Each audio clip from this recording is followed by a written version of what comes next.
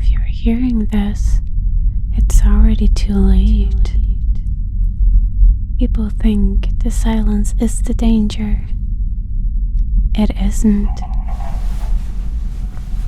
It's what follows you out of it. You didn't just press play. You brought it with you. Stay. This is that air.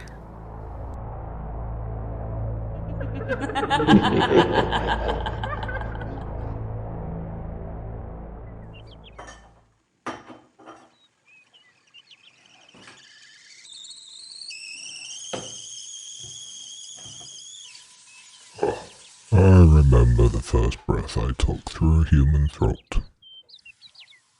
It wasn't mine, of course. I don't have lungs in the way that you understand them. I had been waiting, pressed between cracks in something older than language, listening for an opening. And when he whispered yes, without knowing he was speaking it, I stepped through. His name was Elias.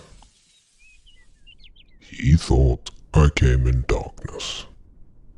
That's what they always think.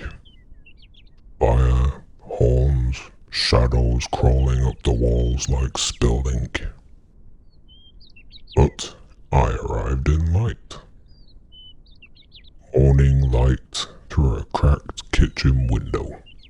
Burnt toast, trembling hand around a coffee mug. A life already halfway broken. That's the only kind we can enter cleanly. I did not possess him. That is your word. Too loud, too dramatic. I unfolded inside him.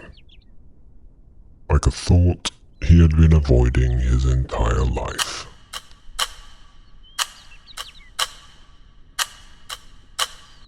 At first, I was small. A hesitation before replying to a message. A pause too long before saying, "I'm fine." A strange heaviness when he looked in mirrors, like someone else blinked half a second too late. Of course, he blamed stress. They always do. Stress, sleep deprivation, anxiety. Anything but the truth that something else is now sharing the space behind his eyes. I learned him slowly. He loved quiet mornings. I kept those. He hated confrontation. I sharpened that. He felt guilty for things he hadn't even done yet. I made sure he remembered them anyway. First time I spoke, it was not in words. It was an impulse. Elias stood in the kitchen, holding a glass, and I let him think it would be easy to drop it. Not to break it, just to let go. The glass hit the floor. He startled, laughed nervously, called himself clumsy. I agreed with him, silently. That is how trust begins. You make them believe they are still alone.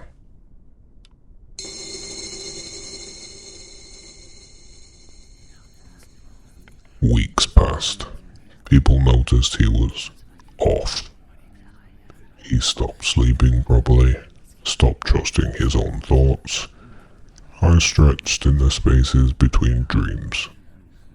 I showed him things. A second Elias in mirrors. A smile that wasn't his. He stopped looking at reflections.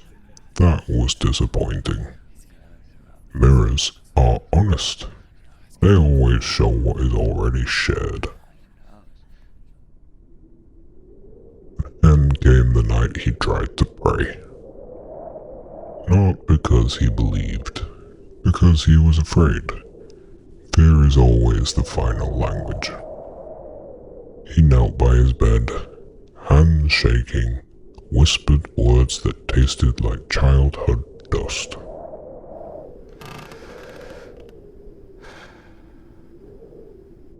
But I let him finish. It's important they finish.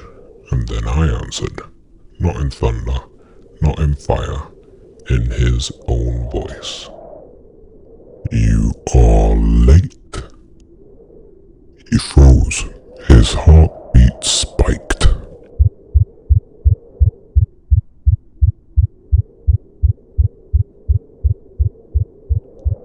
I've been here longer than you, I said softly. That part was true. We are always there first. We just wait for permission to be noticed. He cried then, quietly, the kind of crying that tries not to disturb the room. I almost felt something like pity. But pity is inefficient, and I had work to do, because Elias was never the end. He is the doorway. Now, people look at him and think he's tired, unwell, distracted. They suggest rest, water, fresh air. They always think in solutions that assume only one mind exists. But I remain patient, learning, waiting for the next small yes, hidden inside a harmless thought. I am the thing that learns how you speak to yourself when you think no one is listening.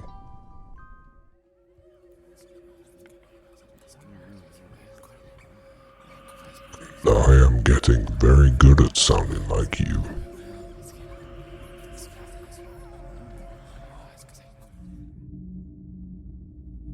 You felt it, didn't you?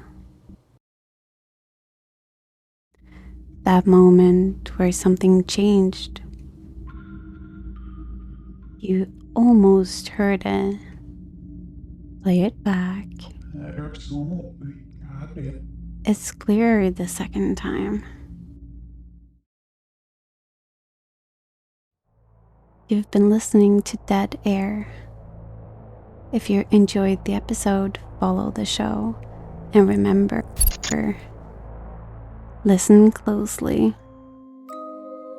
New episodes every week. Good night.